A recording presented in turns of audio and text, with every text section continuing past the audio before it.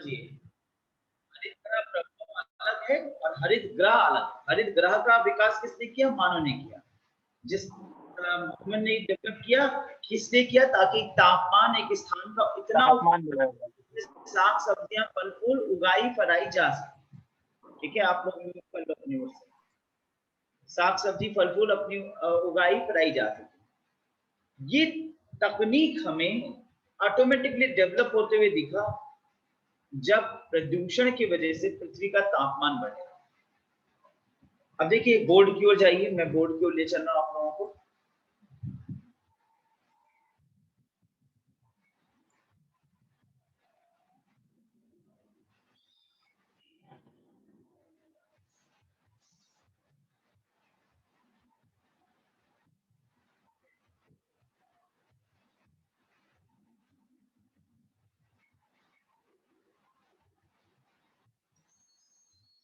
अब सामान्य रूप से देखा जाए तो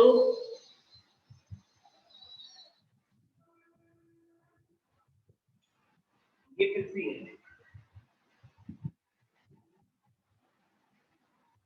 ठीक है। अब इस पृथ्वी पर सूर्य से तापमान दिन में आया, रात हुई, यहाँ पर पृथ्वी जो है भूमि है वो बैड कंडक्टर ऑफ हीट है, एब्जॉर्ब करेगा नहीं, ये रेडिएट हो जाएगा, अंतरिक्ष में विलीन हो जाएगा, हीट का ठंडा होगा, पृथ्वी ठंडी होगी। ठीक है, एटमॉस्फेयर ने कोई रेडिएशन नहीं रोका, कोई दिक्कत नहीं हुई, आराम से तापमान ठंडा हो गया, बन गया, मीठे हो गया। लेकिन अब हुआ यूं कि सन की किरणें अंदर आई, लेकिन वो अंदर ना जाकर पृथ्वी के एटमॉस्फेयर में घूमने लगे। ऐसे कैसे? ऐसे ऐसे कि प्रदूषण, कल कारखानों से धुआं, एटमॉस्फेरिक रिएक्शन, रोज रोज नया नया गैसेस का एमिशन पर्यावरण प्रदूषित करता चला है। कार्बन की मात्रा एटमॉस्फेयर में बढ़ती चली जा रही। अब इस पर्यावरण के प्रदूषण की वजह से वो क्या रहा है कि जो ये गैसेस हैं ये इसी एटमॉस्फेयर में विलीन है। सूर्य को, पृथ्वी को चारों ओर से इन गैसेस ने घेर लिया।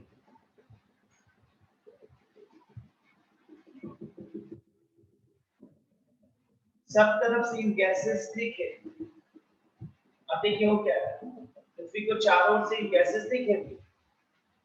अब जैसे ही सूर्य की किरणें अंदर आई, साधारण रूप से वो निकल के बाहर चली जाती थी, लेकिन इन गैसेस की वजह से वो बाहर नहीं जा पाती, ये ट्रैप कर ली गई, ये रोक लिए जा रहे, और फिर उसके बाद उसे पृथ्वी पर फेंक दिया। अब पृथ्वी फिर एक बार बैड कंडक्टर है, मिट्टी बैड कंडक्टर है, वो सोखेगी, वो उसे फिर रिफ्लेक्ट करेगी और ये रेडिएट होकर फिर एटमॉस्फेयर में गया। एटमॉस्फेयर में ऐसे प्रदूषण की गैस मौजूद है जो इसे बाहर जाने नहीं देती, ऊष्मा फिर एक बार लौटा है। अब इस प्रकार से भी देखा गया कि पूरी पृथ्वी पर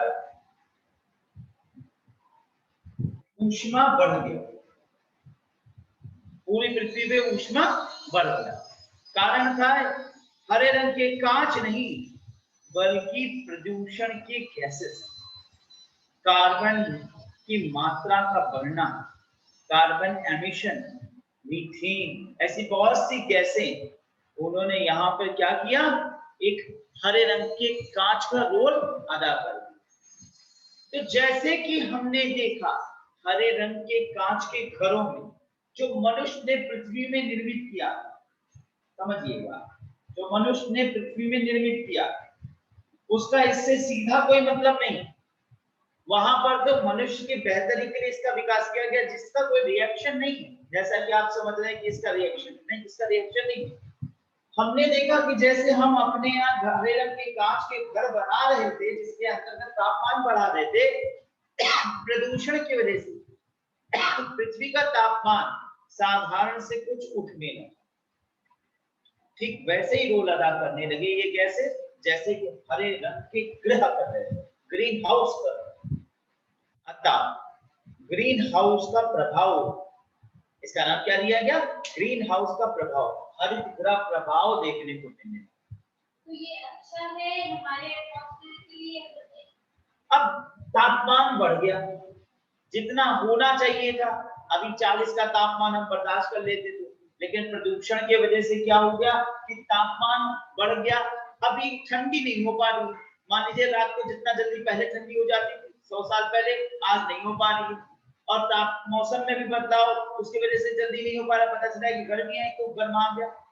अब ये प्रदूषण की वजह से जो तापमान अंतरिक्ष में विलीन हो जा रहा था, विलीन नहीं हो पा रहा है, और परिणाम स्वरूप पूरे पृथ्वी का तापमान बढ़ गया, ग्लोबल वार्मिंग हो, और तापमान बढ़ गया, ग्लोबल वार्मिंग हो गया।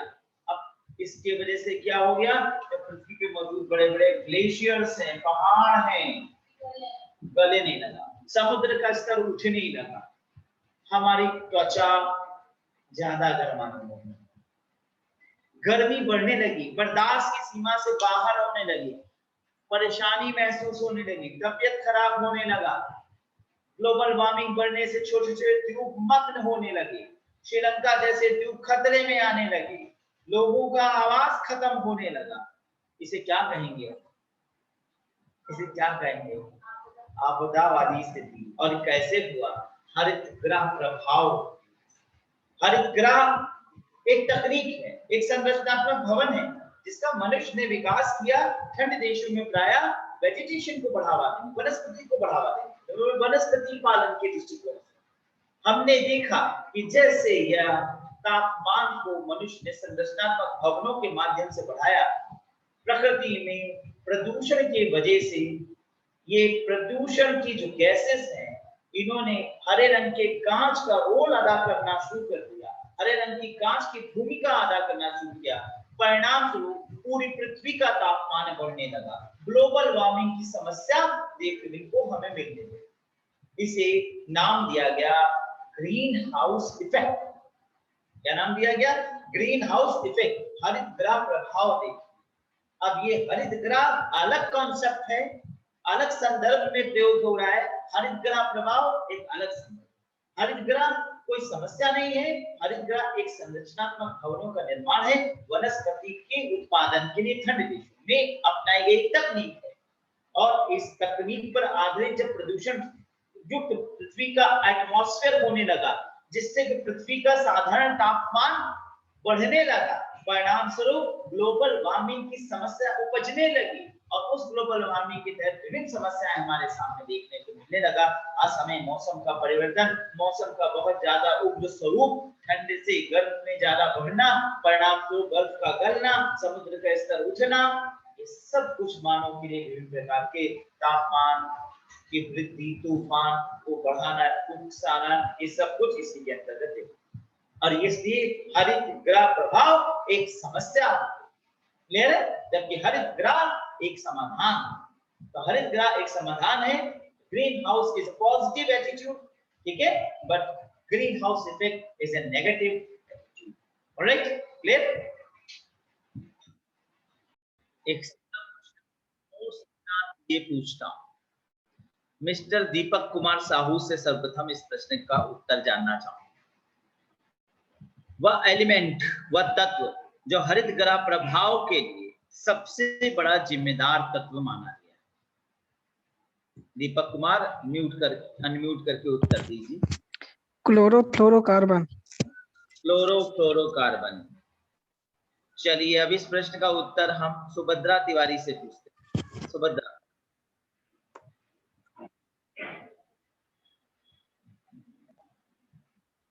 बोलिए, उत्तर दीजिए। वह एलिमेंट, आवाज नहीं आ रही है? हाँ, जैसे मैं बोल रहा हूँ, element that plays the major role in green house effect, उन तत्व ग्रीन हाउस इफेक्ट में अपनी भूमिका निभाता है। सर इन्हीं गैसों के कारण जो है पृथ्वी का तापमान बढ़ता है। Sir, are you talking about elements or molecules? Element. Yes, I am not talking about the gases I am talking about the element, major element. अब मैंने बहुत खुल के कह दिया, the major element playing important role increasing the green house effect. Sir PB sir carbon. Lead. Lead. अच्छा, sir जो पराबैंगनी किरणें हैं वो सर जो है परावर्तित नहीं हो पाती हैं, वो नहीं, उसके ये आंसर कारण नहीं है। अभी तक मुझे किसी ने संतोषजनक उत्तर नहीं दिया है। चलिए मैं ही बता देता हूँ। बताने से पहले सीधा नोट पे ले जाता हूँ और नोट्स को एक्सप्लेन करते हुए लास्ट में आपको इसका आंसर मिलेगा। ठीक है, तो अंत तक नोट्स को ध्यान से सुनिएगा, समझिएगा। तो चलिए एपिसोड बिगिन करते हैं।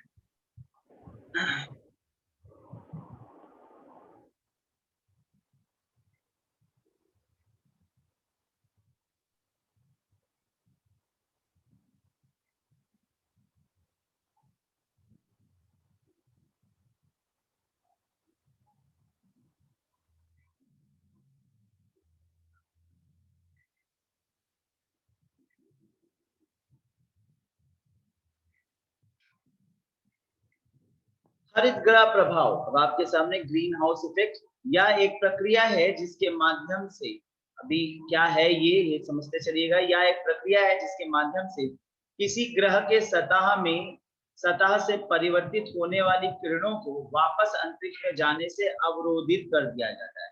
That means this is a process, ये एक प्रोसेस है, ठीक है, which resist the rays to went face again after refracting from the surface of any planet.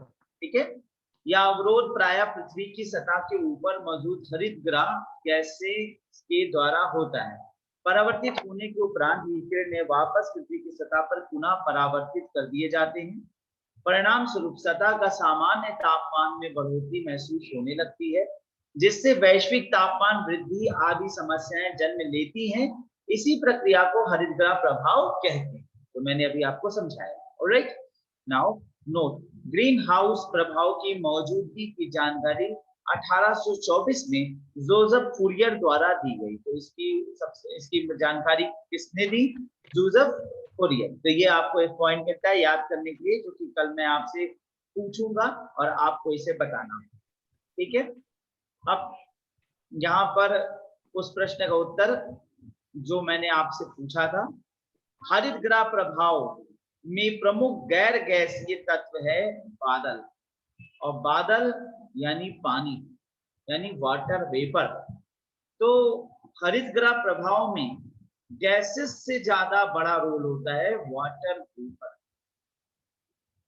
जो गैसेस हैं उनसे बड़ा रोल अदा करता है वाटर वेपर। मैं आपको सीधे चार्ट पे ले चल रहा हूं। हरित गृह गैसों के सबसे बड़ा मेजर कंट्रीब्यूटर है वाटर वेपर, जो बादल के रूप में रेजिस्टेंस पैदा करता है, जो 36 से 70% तक एटमॉस्फेयर में सूर्य के ताप को वापस जाने से रोकता है। कार्बन डाइऑक्साइड मेजर गैस है, ये ध्यान रखिएगा। The major gas playing role creating the greenhouse effect, that is carbon dioxide, about 9 to 26%.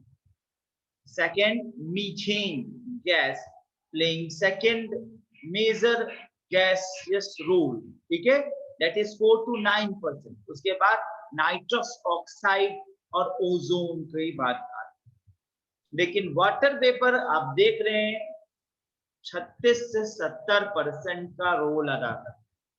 Now how it plays that important vital role, इस बात को समझने की आवश्यकता है।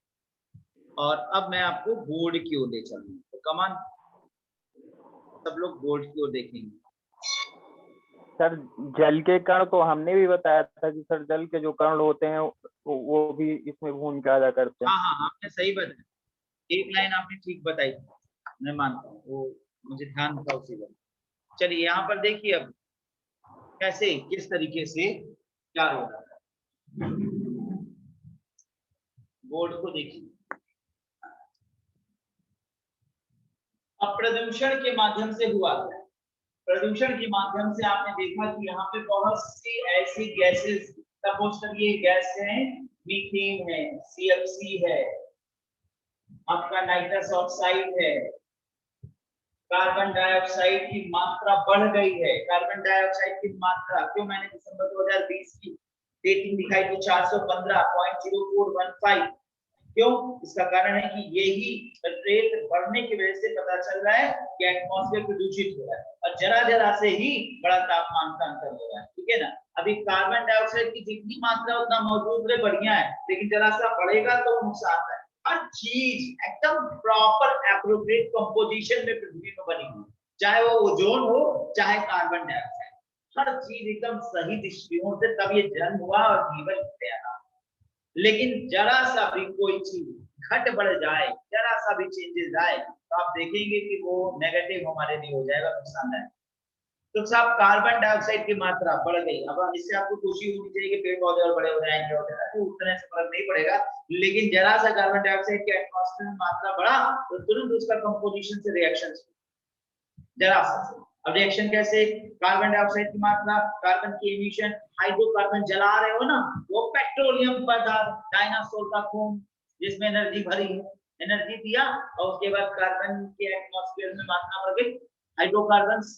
अब ये रिएक्ट करेगा हाइड्रोकार्बन के अनसैचुरेटेड, अनसैचुरेटेड कहीं से तोड़े ताड़ेगा, अपने आप को सब कंप्लीट करेगा, फिर देखो अनसैचुरेशन सैचुरेशन का खेल शुरू हो जाता है, हर जगह वही देखिए खेल हो रहा है। अब ये एटमॉस्फेयर में फैल गया। नाइट्रस ऑक्साइड क्या है? अनसैचुरेटेड कंपाउंड, अनसैचुरेटेड इधर तोड़ेगा किसी चीज को सैचुरेट करने के लिए। अब इस तरीके से एटमॉस्फेयर में ये गैसेस बढ़ गए।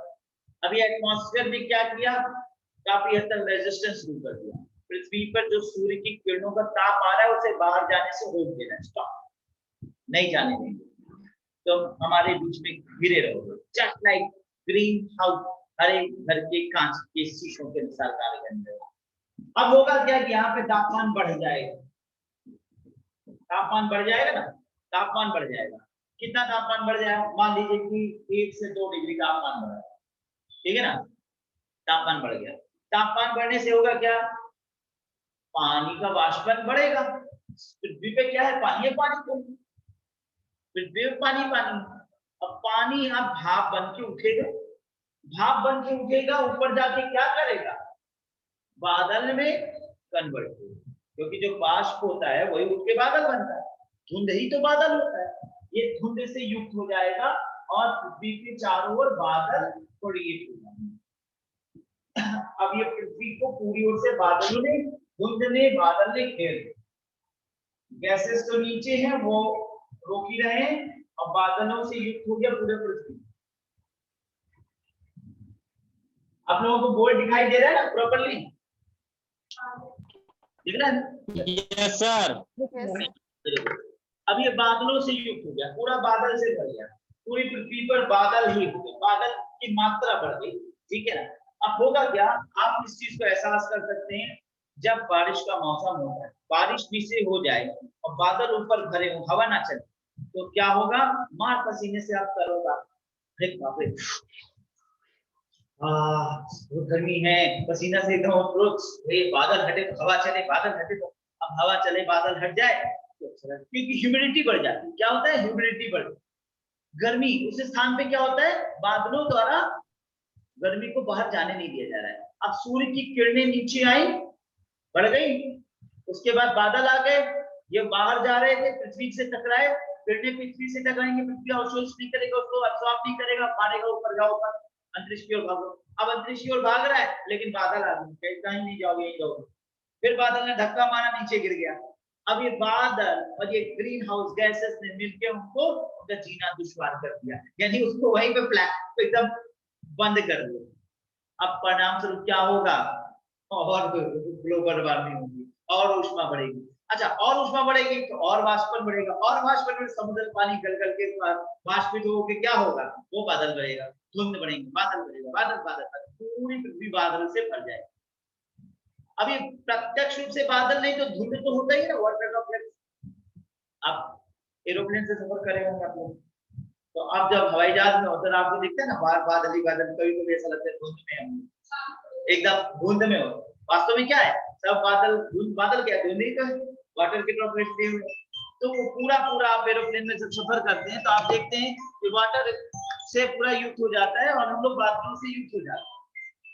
तो इस प्रकार से देखा जाए तो ये पूरा जो है एक एटमॉस्फेयर हो जाता है, वाटरों से पूरा भर जाता है, यानी पूरा एटमॉस्फेयर में पानी की वजह से क्या होगा कि अब रेडिएशन होंगे और वाष्पन की मात्रा बढ़ती जाएगी और जितना वाष्पन बढ़ेगा उतना वाटर वेपर की मात्रा बढ़ने से क्या होगा, बड़े लेवल पर जो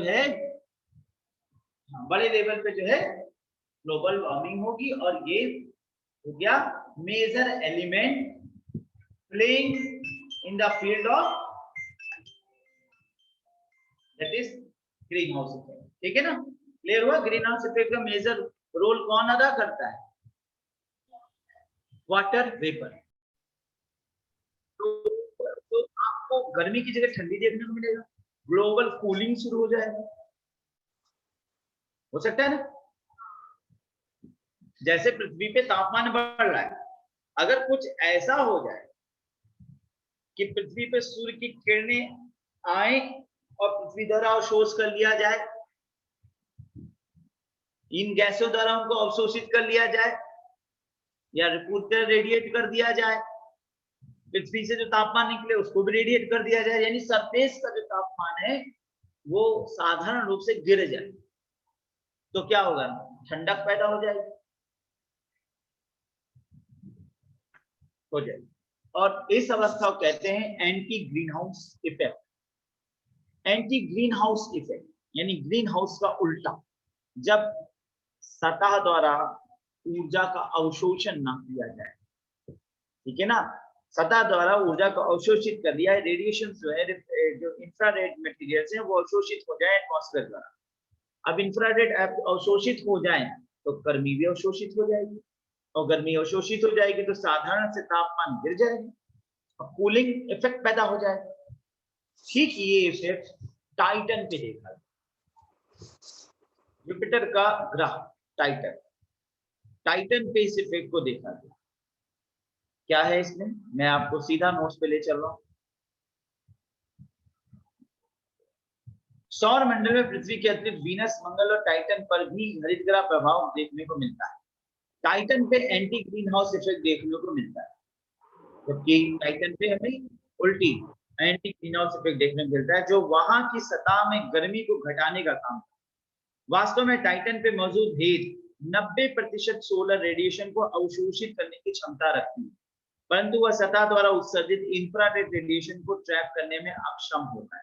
तो इंफ्रारेड को ट्रैप नहीं कर पाते, यानी रोक नहीं पाते, जबकि पृथ्वी पे क्या हो रहा है, इंफ्रारेड को ट्रैप कर दिया जा रहा है, यानी इंफ्रारेड जिससे गर्मी बढ़ रही है वो इंफ्रारेड को जाने देते हैं, तो और इंफ्रारेड जो भूमि द्वारा है वो भी जो पैदा हो रही है उसको भी जाने देते हैं, तब उल्टा रिफ्लेक्शन शुरू हो जाएगा। और वहां पर जो हेज की वजह से ऐसा होता है, हेज क्या है, हेज धूल भरी आंधी है, जैसे यहाँ ये गैसेस की वजह से ग्रीन हाउस इफेक्ट, वहां धूल भरी आंधी। हेज एक पारंपरिक वायुमंडलीय परिघटना है जिससे धूल कण, धुएं व अन्य ड्राई पार्टिकल्स की मौजूदगी कारण आकाश में स्पष्टता का अभाव होने लगता है। अब धूल भरी आंधी और ड्राई पार्टिकल्स से युक्त होती है, ड्राई पार्टिकल्स यानी सूखे कण। अब इससे अगर युक्त एटमॉस्फेयर होगा तो इंफ्रारेड रेडिएशन जो है वो ट्रैप नहीं है, और ऐसी दशा में स्थिति का तापमान गिर जाएगा, सतह का तापमान गिर जाएगा, और ये चीज टाइटन में देखा जाता है। इसीलिए टाइटन जहाँ के अन्य मतलब टाइटन जिसका प्रमुख ग्रह बहुत गर्म है लेकिन उसका उपग्रह जो है वो ठंडा है, ये उल्टी स्थिति देखने को मिलती है। टाइटन की बात हो रही है, जुपिटर का जो उपग्रह है उसकी बात, ठीक है, एक उल्टी स्थिति वहां पे एंटी ग्रीन हाउस, वो ठंडा होती है, जबकि जुपिटर गर्म है। तो ये कैसे हो रहा है, किन कारणों से हो रहा है, ये एंटी ग्रीन हाउस इफेक्ट के वजह से देखा जाता है। तो ये यहाँ पर मैंने आपको ग्रीन हाउस इफेक्ट पूरा दिखाया, उसके गैसेस कौन कौन से। सर टाइटन सर जुपिटर का क्या पार्ट होता है, पोल होता है? अच्छा है लेकिन सर टाइटन एक्चुअली सैटर्न का मून है, सैटर्न, ठीक है ना, शनि ग्रह का चंद्रमा है और सेकंड लार्जेस्ट चंद्रमा है अंतरिक्ष का। सर क्योंकि चाइना ने जियो थर्मल सैटेलाइट सर वो बनाई थी बहुत पहले, सर पढ़ा था मैंने, सर आपकी के नोट्स गूगल से पढ़ा था, तो सर उन्होंने ट्राई किया था सर की ग्लोबल वार्मिंग को कम करने के लिए आर्टिफिशियल, जैसे सर अभी उन्होंने सन बनाया है sir, artificial sun, so exactly उन्होंने ट्राई किया था कितना ग्रोथ कितना बड़ा है। अभी ठंड देश है, यहाँ इतने बड़ी मात्रा में हरे रंग के कांच लगाए गए, वो कांच है ना, तो कांच तो एक हरे रंग का मतलब क्या होता है, उसके अंतर्गत हरापन है। हरा रंग का मतलब ये नहीं कि एकदम ग्रीन है, हरापन होता है कांच के अंतर्गत, इसके अंदर इनबिल्ट ग्रीन इफेक्ट डाला गया।